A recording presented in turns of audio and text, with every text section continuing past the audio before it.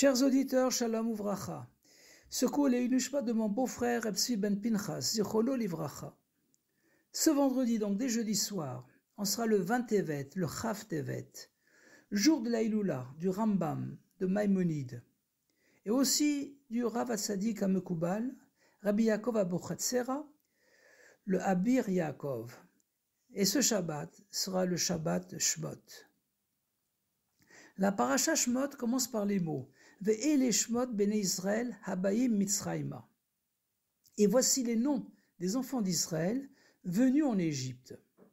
C'est l'introduction du deuxième Sefer de la Torah, le Sefer Shmot, que nous lirons cette année pendant 10 semaines.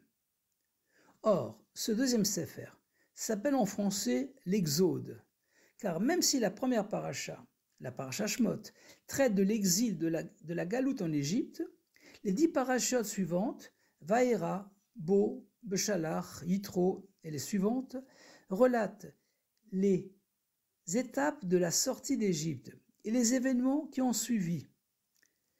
Le miracle de la mer, Kriyat Yam-Souf, Matan Torah, le don de la Torah au mont Sinaï, la construction du Mishkan, du tabernacle, qui sont les raisons mêmes de la sortie d'Égypte. Mais quel est le lien entre Shmot, les prénoms, les noms, et l'Exode?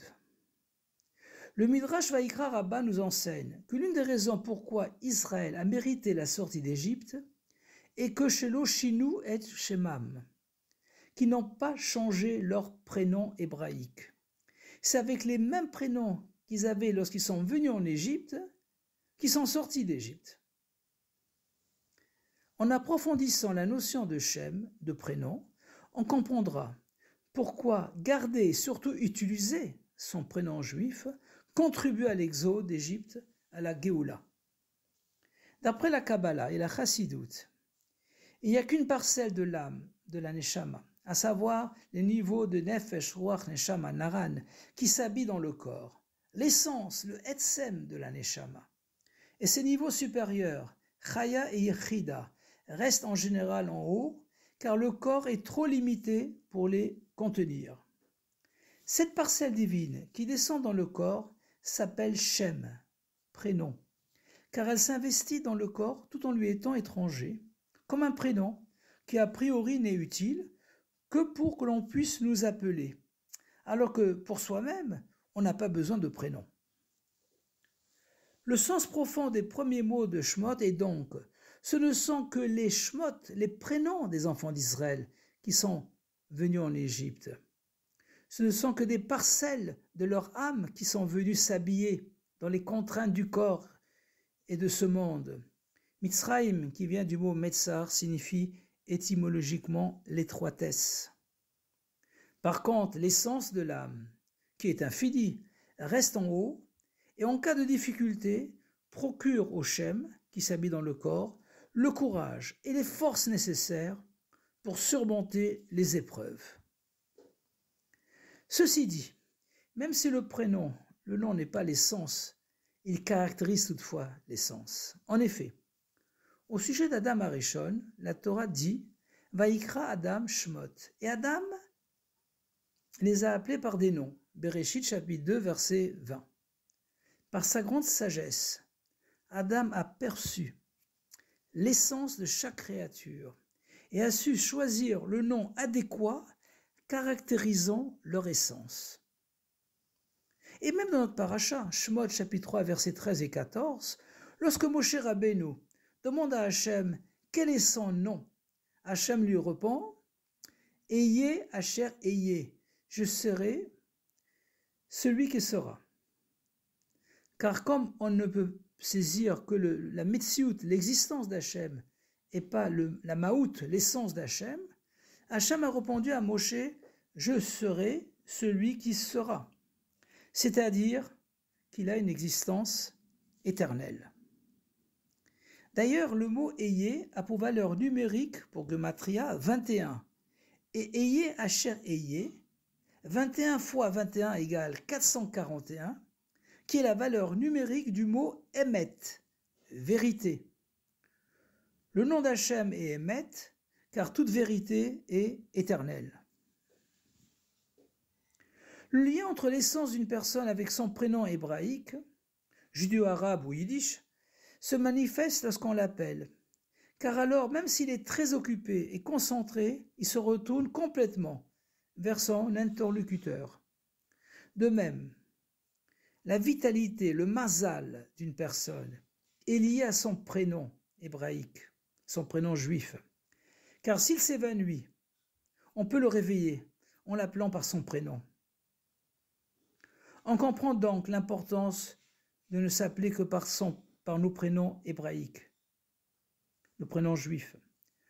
On doit s'inspirer de nos ancêtres qui n'ont pas changé leur prénom en Égypte, en Galoute, conservant ainsi leur lien essentiel, à savoir qu'ils sont des Béné Israël, les fils d'Abraham, Yitzhak et Yaakov, ou les filles de Sarah, Rivka, Rachel et Léa, dont les initiales sont contenues dans le mot Israël. En effet, le Yud est l'initiale de Yitzhak et de Yaakov. Le Shin est celui de Sarah, le Resh celui de Rivka et Rachel, le Aleph celui d'Avraham et le Lamed celui de Léa. On comprend aussi le lien entre la paracha Shemot et la Eloula du Rambam, qui a toujours lieu à proximité de cette paracha. Le Rambam, Maïmonide, en arrivant en Égypte, Ba'i Mitzrayma, a réalisé la Géoulat Israël, aussi bien la délivrance spirituelle, en étant le Moré Nevuchim, le guide des égarés, qui est le nom de l'un de ses ouvrages, mais aussi en préparant les Bnei Israël à la délivrance, la vie Yemot HaMashiach. C'est d'ailleurs ce que suggère son nom, Rambam, initial Rachetevot de quoi? De Revot Moftei Be'eretz Mitzrayim. Se multiplient mes miracles dans la terre d'Égypte. Shemot chapitre 11 verset 9 dans la paracha Bo. C'est d'ailleurs en Égypte qu'il a rédigé le Mishneh Torah, le Yad HaChazaka, qui est un recueil de toute la loi orale et contient donc les lois du temple, du Beth Amikdash, et les lois de Yomot HaMashiach, des jours du Mashiach.